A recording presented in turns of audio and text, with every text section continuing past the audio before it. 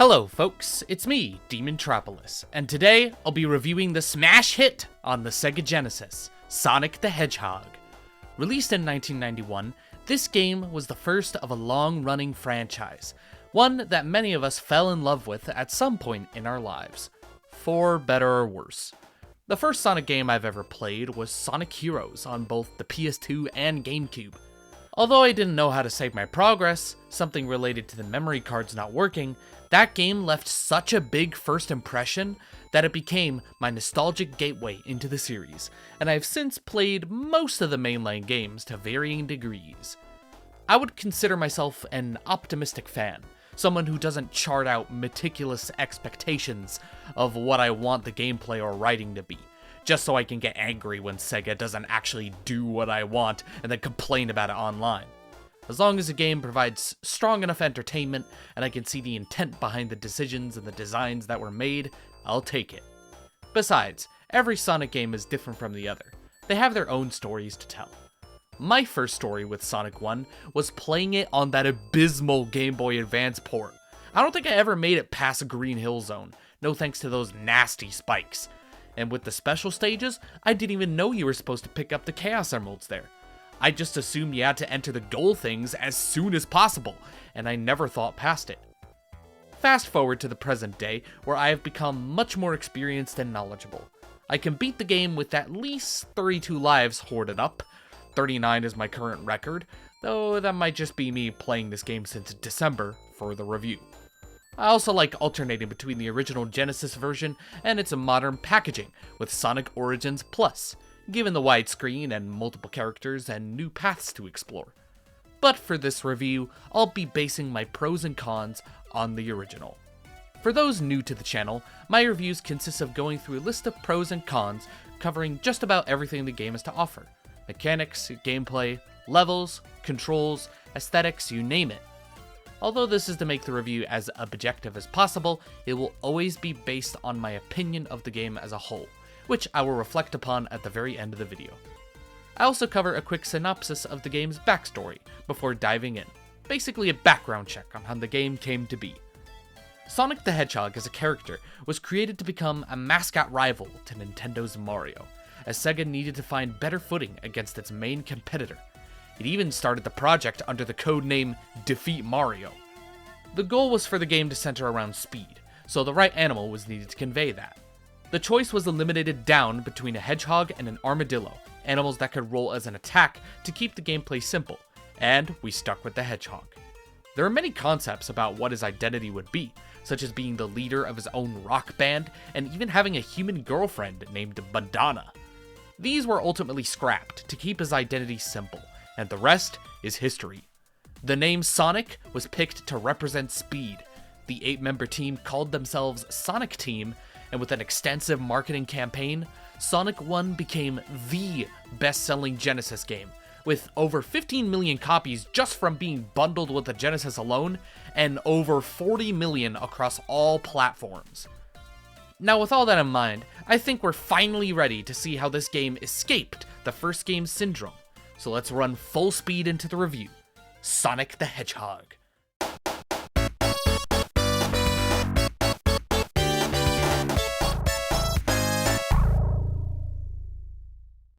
It would be rude to get into the game without first talking about Sonic himself. This is the game that introduced us to Sonic as a character, front and center. A hedgehog who can run at supersonic speeds, Sonic earned his nickname of the Blue Blur for a reason. With an iconic design supported by his spiky blue quills and red sneakers, Sonic was like a force of nature. Some even say he represents the wind. He's always running at high speed and enjoying the wonders of what he might as well call home, South Island.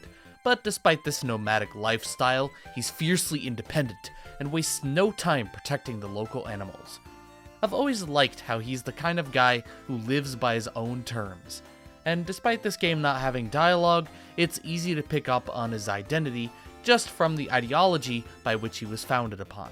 A big part of his personality that was advertised to hell and back was his snarky attitude.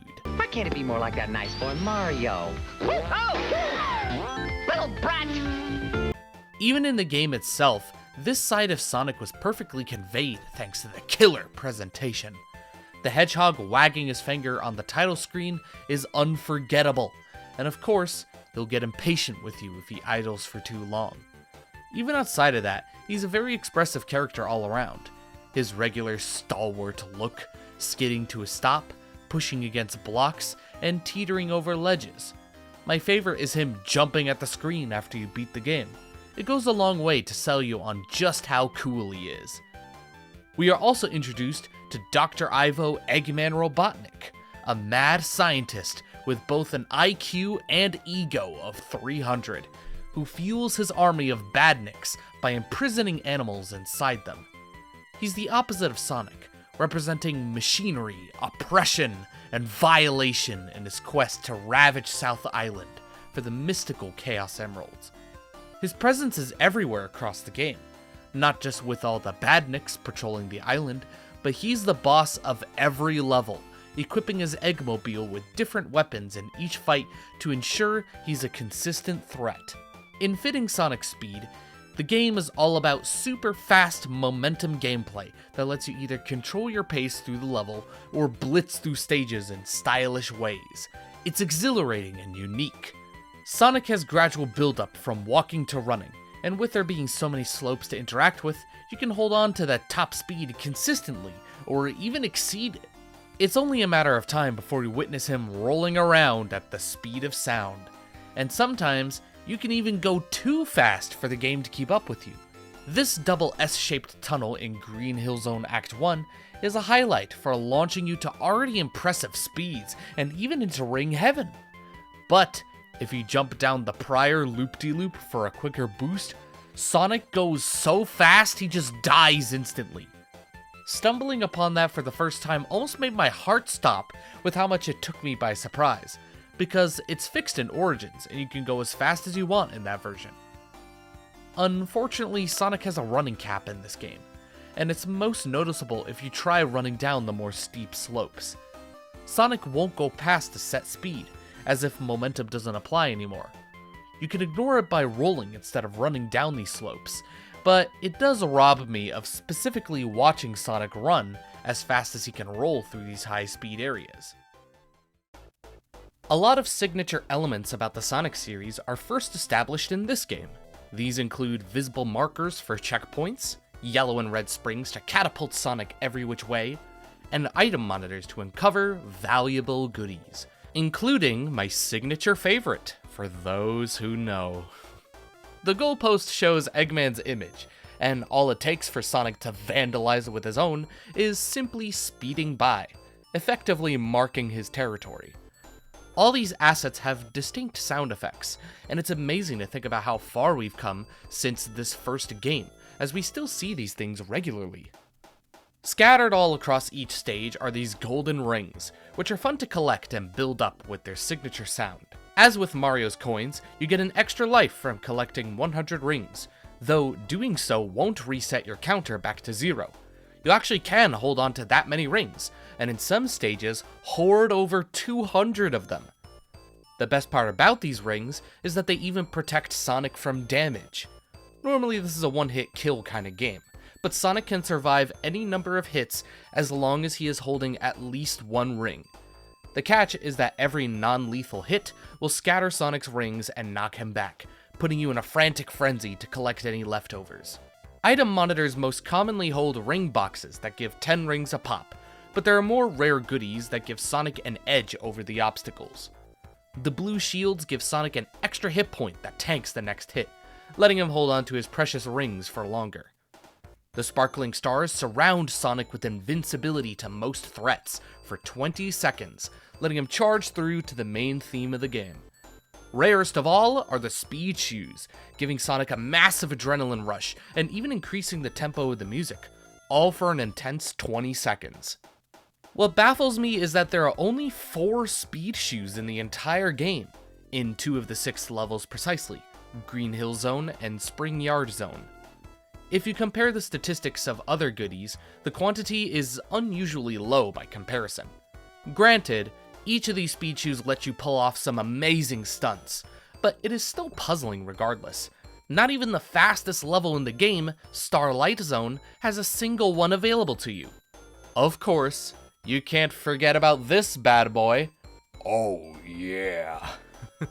These delectable treats not only give Sonic an extra life, but they even play a nice fanfare to celebrate each occasion. How thoughtful. In fact, every 1-up is in a clever and rewarding position, making it really fun for someone like me to hoard as many as possible. The many fake walls that house these 1-ups have no immediate telegraph, but are easy to pick up on and reward you for your natural instincts to check something suspicious. Bet you didn't know about this one in Scrap Brain Zone Act 2, where you have to count 18 seconds in your head until you can jump to a Yoku block that appears just off screen. But the reward is all worth it. If you keep an eye out to explore each nook and cranny of a level, you're bound to come across all these precious goodies. Ooh, baby, that's what I like. Don't mind if I do.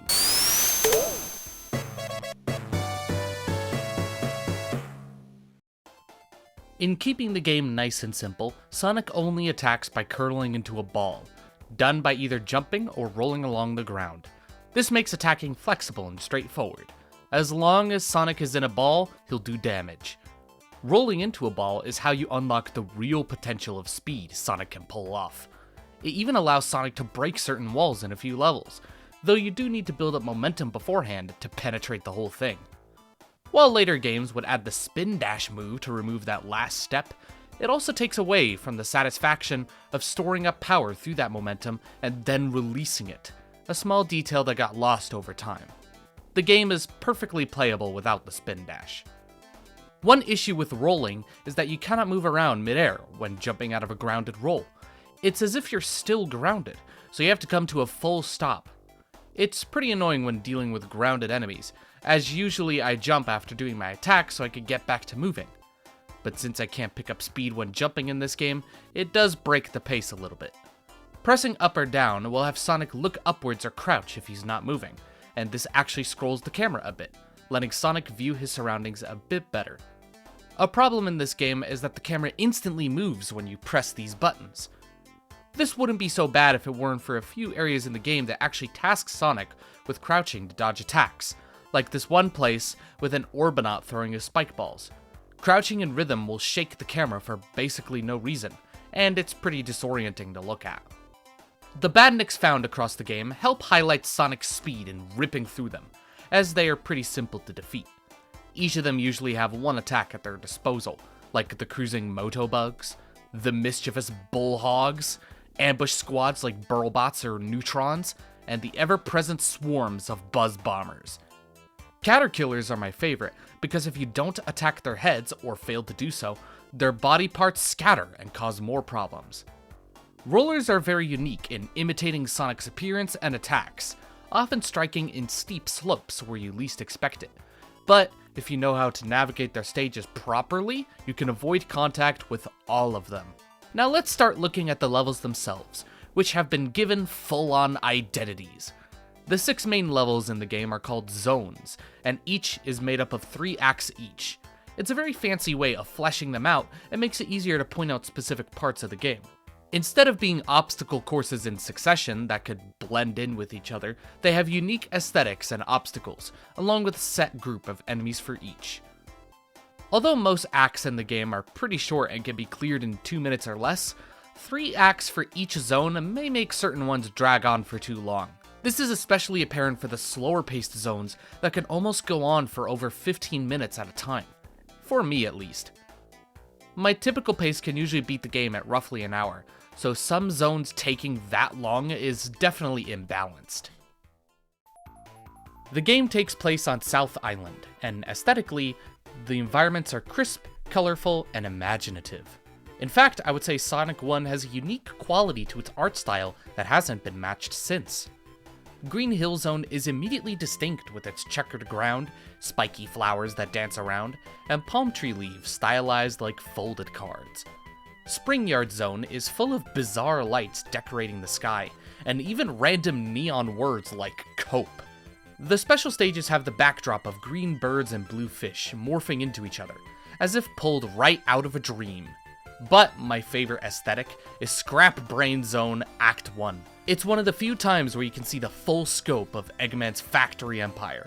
The sky is a filthy brown, depraved from the tallest of towers releasing fire and smoke. And below is what looks to be an endless industrial sea of building after building. It's one of Robotnik's most dystopian bases, already primed to be a foundation for corruption. But let's start at the beginning. Green Hill Zone. Although this single level took 8 meticulous months to be fully designed and completed, it paid off, as Green Hill is easily the best level in the game. A masterpiece of a first area too. It's designed to be fast and simple, allowing players to quickly understand the gameplay before giving them the freedom to run loose and wow themselves with the game's speed, ripping through each act in under 30 seconds. Despite the potentially short length, you'll come across many set pieces like collapsing cliffs, speedy tunnels, rotating spike logs, and the classic loop-de-loops. There's one in each act, and while they are not mandatory to traverse, they reward players who approach them with enough speed. Plus, it's really cool to look at. In addition, Green Hill has multiple routes that welcome the more adventurous player, like me, to explore all these different areas at my own pace, with the bottom paths especially holding the more valuable loot. Each of the 3 loop-de-loops have a goodie on top of them. The breakable walls I mentioned earlier always reward you with new locations to explore and shortcuts, and you can always tell if there's an upper area above you, as all checkered hills are foundationally built on each other, and goodies can simply be found just by scaling these upper hills. Some of the palm trees even hide goodies inside of them, which you can notice with a keen eye, and is something done to delightful effect in Act 3. All acts allow you to get every goodie inside them, as the open areas let you backtrack almost everywhere and carve whatever path you want. Though I would say Act 3 is my favorite because it pushes the open-endedness the most, yet it's still so natural to navigate it fully. It's even home to my favorite one-up in the game, in a top-secret area hidden behind the waterfall, only if you have the courage to commit to a scary jump. It's such a brilliant take on the secret behind the waterfall trope, and scorching the earth for all these goodies and one-ups has never been this fun. Ooh, that just gave me an idea for later.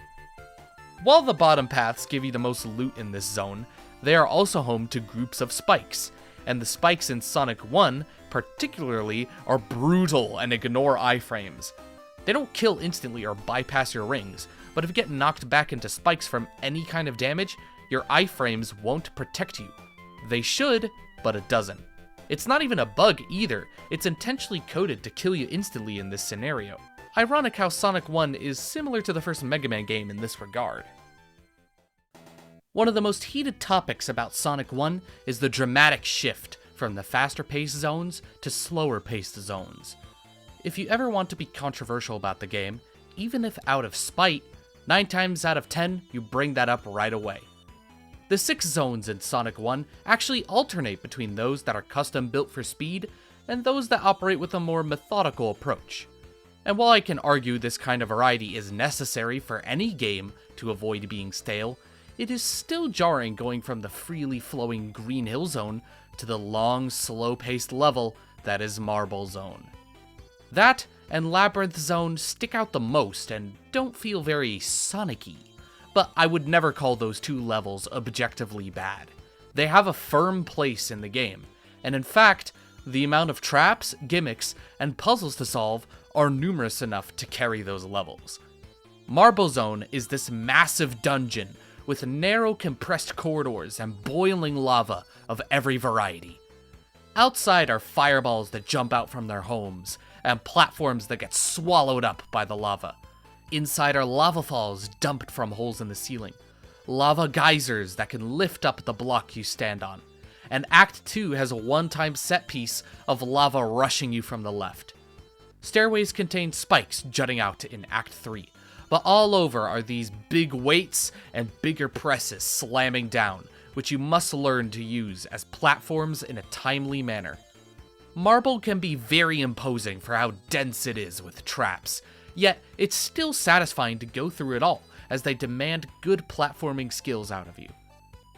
Flipping over to Labyrinth Zone for a bit, Before I even talk about the water here, it's still worth noting how many puzzles and gimmicks it contains. A few areas contain switches that open up the next door for you to proceed, and finding these switches slowly get more and more elaborate over time. I could be wrong, but this might be the only area in the series where you're forced to break an item box in order to proceed. There's many types of rising platforms, such as the ones hidden in water until you stand on them, the corks that float with the water, or the ones attached to a pulley system, all of which can crush you between spikes or the ceiling, and each act knows how to take advantage of that when you least expect it. Other traps include the spinning spike balls to weave in between, and the fire-breathing statues to steer clear of. A particular highlight is the infinite waterfall in Act 3, and you must find the button that solves its puzzle or you'll be trapped forever. Now let's head back to Marble Zone for a bit. Although it is a slow-paced level, there are a few times where you actually can speed up the pace if skilled enough, be it through Act 2's invincibility, or building up enough speed to jump across platforms without needing to use a block to slowly cross the lava.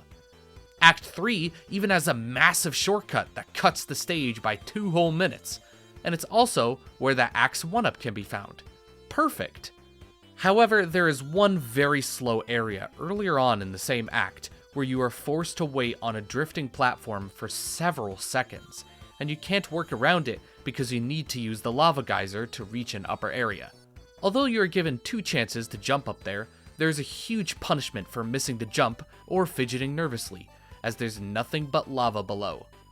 If Sonic himself is getting annoyed waiting to get up there, you know it's an issue. Level number 3 is Spring Yard Zone, full of bumpers and springs to bounce you every which way, and good use of your momentum will net you many goodies and discover little areas containing those goodies. There are also these challenges oriented around moving blocks, and the larger ones that are surprisingly good at crushing you between them often slow down the pace. But almost every single set can be skipped, minus the very first set in Act 3, which just so happens to be the shortest. In Act 1, the speed shoe 1-up. These cleverly tucked away shoes let you vault over the top of the level map and skip a huge chunk, getting you to the upper path right away. Act 2 has a secret bottom passage netting you both a 1-up and a shield. Then at the very end, you can time a precise jump to uncover a second goalpost above the main one that awards you many rings for uncovering it. Act 3 has an upper path that demands some pretty precise momentum jumping to clear it through, but you are later treated to the delightful combo of both invincibility and speed shoes, blazing through until you come across the final set of platforms. Now that we are halfway through the game, let's head back to Labyrinth Zone. The biggest feature of this enclosed cavern is the introduction of water as Sonic's main weakness. Whereas other characters like Mario or Mega Man can do new things, like swimming or jumping higher, Sonic gains no such benefit. Not only is he slower and a bit harder to control, but can actually drown, forever traumatized by that drowning music. However, I like how the underwater areas put a focus on careful movements amid all the traps and puzzles, that in addition to the ticking time bomb of drowning always looming over you. Thankfully, Labyrinth is full of bubble clusters that release big air bubbles, for Sonic to relax his lungs for another 30 seconds, and they make a pretty funny sound. Oddly enough though, Labyrinth Zone is hardly a labyrinth, as most of the time the routes are very linear and hardly open up any alternate paths. There are some exceptions to this, as Act 1 has a very well hidden shortcut that cuts the whole level by 2 minutes, only found if you really commit to discovering it.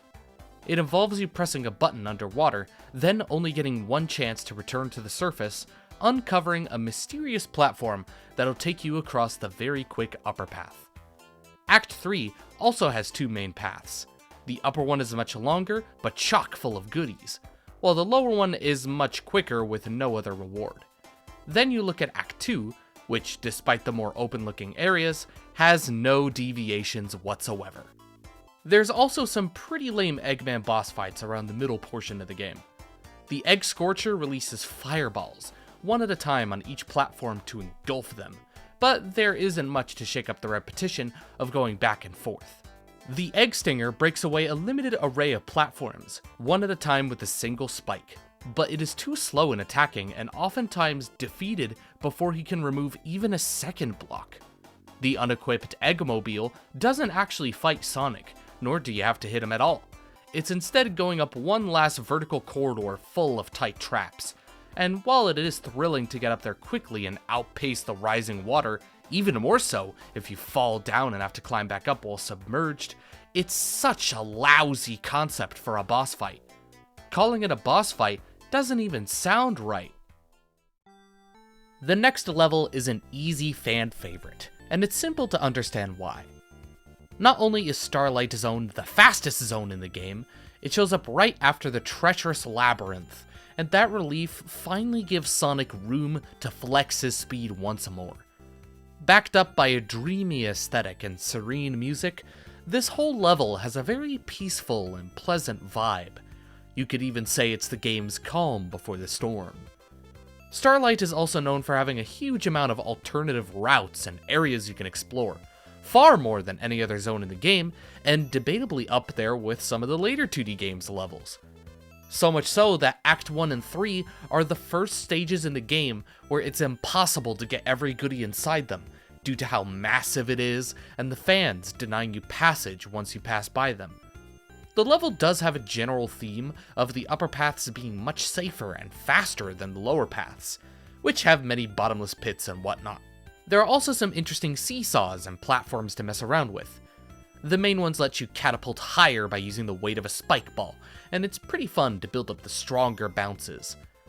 Act 3 has a section where the platforms are constantly generated to fly upwards, along with two giant spike ball pendulums that double as platforms. They are pretty intriguing as it's easy to miss out on them, but both of them guard the only two shield boxes in the entire zone, so that's neat. Act 1 also has an invisible goalpost underneath the main one. Although it's much harder to reach and has no reward like the one in Spring Yard, it is still intriguing no less. One of my peeves with Starlight Zone is the enemy selection, as it's very difficult to deal with, borderline pace-breaking without invincibility. The second variant of Orbinaut keeps himself protected at all times, and the walking bombs can't even be killed at all. The latter is littered throughout the zone, and oftentimes you'll be thrown into areas with overwhelming numbers. To bypass this, my preferred paths through each act aim to get almost every invincibility box so I can push through the enemies and either ignore or kill them. I only am missing out on one of the 5 invincibilities in Act 3, but I don't think it's possible to get all 5 anyway. The good thing is these paths still allow me to get all the 1-ups and most of the ring boxes, thank goodness. It is sacrificing a chance to get either shield in Act 3, but who needs a shield when you're invincible most of the time? Before I move on to the next zone, I gotta give praise to the absolutely infectious soundtrack, full of iconic music. It's nothing short of stellar, with the triumphant and almost melancholy tune of Green Hill Zone serving as a way to celebrate you for starting up the game, no matter if it's your first or 15th time playing. Everything else is really good too. Marble Zone is foreboding and almost medieval, with a nice rhythm to its bass, and Spring Yard Zone introduced me to freaking 9th chords! No wonder it sounds so groovy. Labyrinth Zone pulls off a psychological twist to your mentality, as if it's aware of the feelings players would experience going through the horrors of drowning. But for me, the motifs have really grown on me over time. The two boss themes have a big focus on imperial and imposing, perfect to represent the oppressive Robotnik. My favorite zone in the game is Scrap Brain Zone. It hit that perfect balance of being both a final level music and bringing something unique to the table. Part 1 is this unnerving, bombastic assault whose offbeat drums will fill you with dread and desperation, while Part 2 is more hopeful. The melody is almost like a distress call for help, one far off in the distance that you have to face again and again. It's such a unique breed of moods and emotions that you don't see very often. So you may have noticed that I talk a lot of positive about Scrap Brain Zone before I could even get started on the actual level itself, but now we've reached this point. I think it's safe to say that this is one of the most diabolical Eggman factories ever made, one of the toughest Sonic levels out there, and I love it. Scrap Brain is another slower pace level, carrying the same mentality as Marble and Labyrinth in being loaded with many unique traps. The ones in Scrap Brain are very unique just from how relentless and extreme they are, so much so that dodging them can really highlight how cool you are in action. There are flamethrowers and electricity generators that can easily surprise a reckless player, conveyor belts to drag you around, crushing blocks moving even faster than you do, buzzsaws that chase you in narrow corridors, said hazards getting combined together in claustrophobic hallways, and I've already mentioned the Yoku blocks. In addition, Scrap Brain is the only level that actually has environmental storytelling between each act to make it more climactic. Act 1 takes place outside and is one of, if not my favorite stage in the game, despite it not having any 1-up boxes. It's a perfectly designed death trap that still allows you to grab every goodie with good enough movement. Doing so will let you skip all those long mesh block sections that slow you down a bit. And why would you ever pass up on getting all the goodies if you can do something like this? Bow! Act 2 has these kooky cogs that let you spin around them, and teleporters to take you from place to place. This does mean that there are 2 set routes which you cannot weave in between, so unfortunately, I cannot get both 1-ups. I prefer taking the lower path because it has the more impressive of the 2 1-ups, I get more rings overall, and it provides a one-of-a-kind invincibility box to race down the final set of slopes. If there's one really baffling thing about the teleporters, is a very specific one. The third teleporter you enter and exit out of in the lower path will give you hints of a secret upper path right above you. Try as you might, but it seems impossible to get up there given how narrow everything is. What the game wants you to do is to enter that third teleporter with 50 rings in order to get beamed up there. And believe me when I say this got me very frustrated upon figuring it out. It's just a quick straightaway to the end, and I'm glad there were no item boxes on that path, because for this review, I challenged myself to search every nook and cranny for all the goodies in the game without any help. Although I did manage to find every single item box on my own, this one secret path was the only thing I gave up on and looked up. The game just doesn't tell you about needing 50 rings, and it's so unusual because a couple years ago, I specifically remember running on the conveyor belt directly over the 1-up and 4 ring boxes. Those goodies being something that eluded me until recently. I didn't even know that the path that I was taking actually was the secret path all along. But moving on, Sonic comes across Robotnik in his personal sector, called the Final Zone, but cannot get past his barrier and is dropped down a booby-trap floor as Eggman has one last trick up his sleeve. Hoo boy, I know I'm gonna get flack for this, but I do believe that Scrap Brain Zone Act 3 is a stroke of genius. Now hear me out.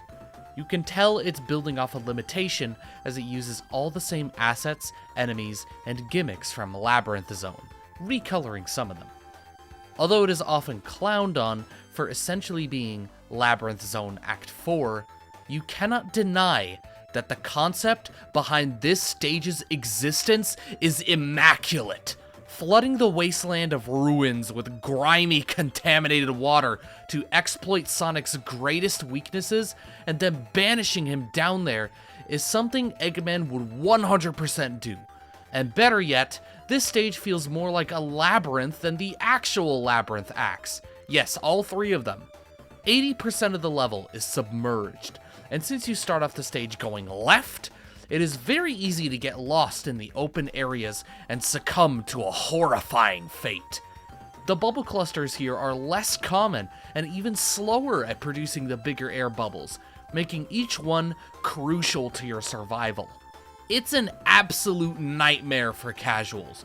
Putting down so much pressure on you just to maintain survival is sure to be traumatizing. So much so that the rather well-hidden shortcut in the beginning has become one of the most popular ones to remember. It turns a 4 to 5 minute purgatory into a 1-minute jog, but even then, this shortcut has multiple drop-off points that merge back into the main route if you mess up. I used to be so terrified of this stage that I only took the shortcut, but now I'm comfortable trekking through the main route and embracing the challenge. Plus, it's got the very last one-up in the game. This whole stage is merciless, yet executed so well I can't help but love everything that it stands for. There's no boss at the end. Take the very last red spring at the end to bounce up into the final zone. On the subject of final zone, I'll talk about the other half of Eggman's boss fights, because they are more clever and creative overall. The Egg Wrecker stands as one of the most iconic bosses in video game history. Ignoring the fact that you can bring a fresh invincibility into the fight and defeat him immediately, the Wrecking Ball is pretty tough to dodge once it gets going. In Origins, you're not even allowed to hit Robotnik until he brings out the Wrecking Ball, and that prolongs the fight for the better in my opinion. The Egg Spiker has a creative setup. Although it makes no logical sense for him to drop his spike ball specifically on the seesaws, it does give Sonic alternate ways to damage him, both of which can be done in tandem. The final zone contains the Egg Crusher. You are given no rings, but its only attacks are using 4 crushing pistons and 4 slow electric orbs to chase you. While it's nowhere near as grandiose or trademark of what Eggman will be capable of later down the road, it's still a neat final boss. The electric orbs and pistons each have 2 strategies with them. With the electric orbs, you can either bait them to one area and run away from it, or jump through the bigger gaps. Either way works just as well, but having the choice is still neat. The pistons cover a good amount of space, but not all of it. You can hang on the right side for complete safety, but since Eggman picks any random piston to hide in, you are not guaranteed to land a hit. Instead, you can hang out in piston territory to get more opportunities, ending the fight quicker at the higher risk of getting sandwiched. Beating the boss will see Eggman run for his life. You can let him go, but unleashing that last hit is always satisfying, leaving Robotnik to go down in a flaming ball of failure. Now you'd think we'd be done here with Sonic doing a victory lap over Green Hill, but you may notice that Sonic is not happy with you. Try again? Yeah, we have to go after the 6 Chaos Emeralds before Eggman does, or he'll just build up his empire again and reset your progress. These Chaos Emeralds are tucked away in 6 special stages, though thankfully they are easy to access. Holding on to at least 50 rings is all you need for a big ring portal to appear at the end of either Act 1 or 2 of most zones. Jump into them, and Sonic is whisked away to the special stage. The special stages themselves are these wondrous, rotating mazes. Sonic is always in a ball and has to make his way to the Chaos Emerald, while avoiding the goals that kick him out. The thrill of these stages comes from traversing all the obstacles that constantly shake things up. There's bumpers like that in Spring Yard Zone. The up and down circles adjust the rotation speed, and the green R will reverse the rotation. The Chaos Emeralds themselves are protected by specialized diamonds that you have to crack down one by one. It's a crazy place, but one that can be exhilarating to traverse, and the time it takes to complete them is all dependent on your movement. It is a common complaint that this kind of design can be a bit too luck dependent at times, as you can easily lose control of Sonic and end up sucker punching the goals. I am inclined to agree a little, as there are moments where it may take me multiple tries to clear a single one. The third special stage would probably be a contender for the most challenging, as a fast rotation can kick you off from the Chaos Emerald and leave you struggling to maintain your footing. There was one playthrough I did where I beat all the other special stages first try, but this specific one took me 5 tries and I beat it on that 5th try. To say that was stressful in an exciting way would be an understatement. I used up every single try and got the last Chaos Emerald in Starlight Zone Act 2, the last possible stage where you can get them. Getting all 6 Chaos Emeralds is what will reward a better ending. Sonic doesn't have a use for them other than just getting them away from Robotnik, so once he's all done, he releases them into the wacky dimension they came from. They're nice enough to give Green Hill taller trees and more bulbous flowers, all for the delight of his adorable animal friends. As Sonic is busy partying with his buddies, Eggman is taking out his anger on the word end, always a delightful thing to see. On a side note, I would say the total of 10 tries you have to get the 6 Chaos Emeralds is pretty forgiving. You can only fail 4 times, and that's generous. It's easy to say Scrap Brain Zone should have given you extra chances for giant rings, but that has never made sense to me. Act 2 is followed up by a cutscene, and Act 1 literally can't, because the VRAM used to generate the giant ring is instead already used for the animated fire bursts in the background. When it comes down to it, I believe that Sonic 1 has infinite replayability. Although I go through the same routes each time of getting as many goodies as possible, I never get bored of it. The game also has good enough variety between the levels where I could be cool going crazy fast, and the levels where I could be cool surviving all the deadly traps. It's safe to say that Sonic Team nailed it right out of the gate. Now that we have reached the end of my list, I have come up with 26 pros and 13 cons. I gotta say, Sonic 1 has really grown on me over time.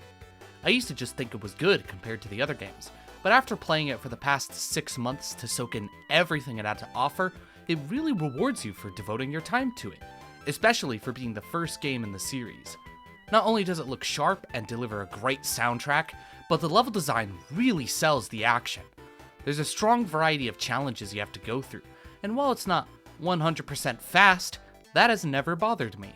There's a good range of difficulty throughout that goes up and down in a healthy manner, giving every level a firm place in the game. Although I would probably say this game is the hardest of the main 4 2D platformers, it's not at the expense of your enjoyment.